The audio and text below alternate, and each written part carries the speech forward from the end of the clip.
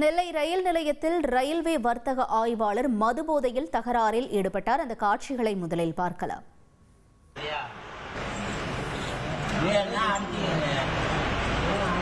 நான் அடி வாங்கிட்டு இருக்கேன், என்ன அடிக்கிறதால நீங்க தெரியல.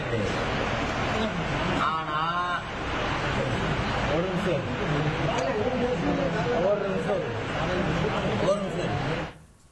விவரங்களை செய்தியாளர் ராமசுந்தரம் வழங்கிட நாம் கேட்போம். ராமசுந்தரம், வணக்கம். தற்பொழுது இந்த ஆய்வாளர் மீது ஏதேனும் நடவடிக்கை எடுக்கப்பட்டிருக்கா? இந்த சம்பவமானது எப்போது நிகழ்ந்தது? விவரம் என்ன?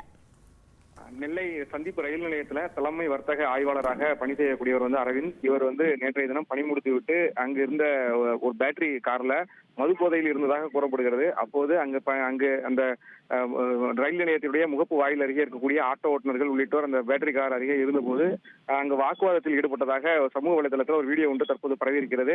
அந்த வீடியோ காட்சிகள்ல அந்த மது போதையில அவர் சொல்வதையே திரும்பி சொல்லிக் கொண்டு அவர் அந்த இருக்கக்கூடிய அந்த நபர்களிடம் மிரட்டல் தோணியா பேசும் ஒரு வீடியோ காட்சிகள் தான் தற்போது சமூக வலைதளங்கள்ல வைரலாகி வருகிறது. இந்த விவகாரம் தொடர்பாக ரயில்வே மேலாளர் மற்றும் மதுரை தென்னக ரயில்வே அதிகாரிகள் துறை ரீதியான விசாரணை மேற்கொள்ள அறிவுறுத்தியிருக்கிறார்கள்.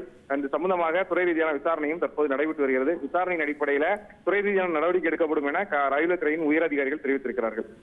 தகவல்களுக்கு நன்றி ராமசுந்தரம். செய்திகளை உடனுக்குடன் தெரிந்து கொள்ள உடனே சப்ஸ்கிரைப் பண்ணுங்க.